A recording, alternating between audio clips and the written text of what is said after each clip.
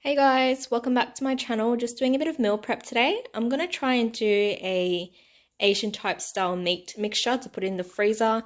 You can use it for stir fries, you can use it to make pork meatballs for your noodle dishes or Asian inspired soups. So what I've got here is 500 grams of pork mince, some onion I'm going to dice up, and some dried shiitake mushrooms I'm rehydrating. In terms of seasoning, I'm going to add in some salt and oyster sauce. You can add in soy sauce or fish sauce, whatever you like.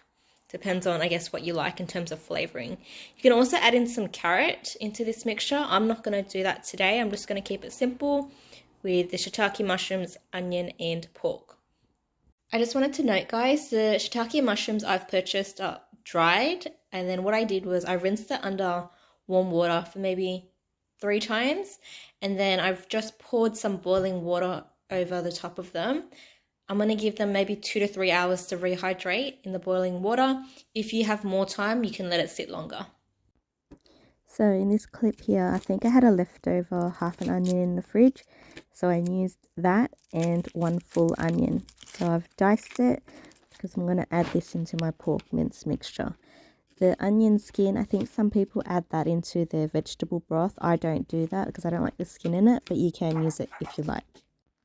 So guys, in this clip here, I'm just cutting up the dried shiitake mushrooms which have been rehydrated.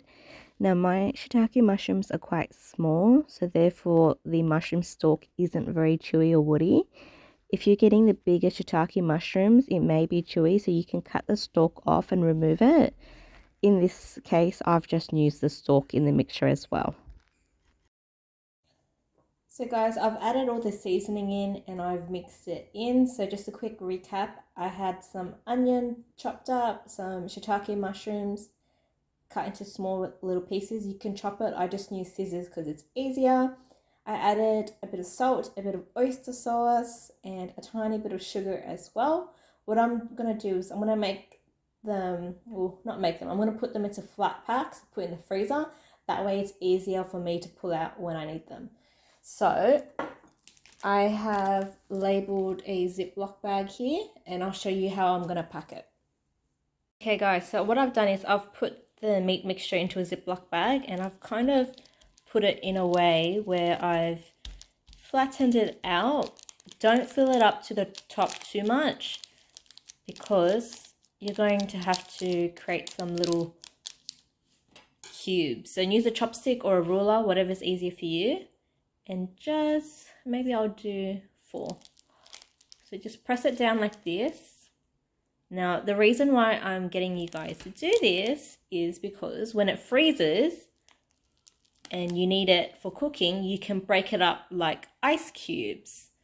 So it's much more convenient that way. And the reason why I told you not to fill it to the top is because when I break it like this, it's going to push up a bit more.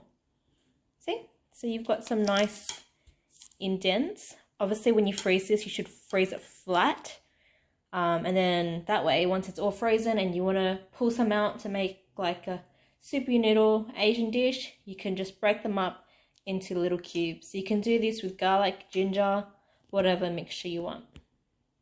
Also guys, I wanted to note, when you're making this meat mixture, taste and go. So once you've finished flavoring it, if you're still unsure about the flavor profile, cook a little patty and then that way you can taste it before you freeze up these little packets.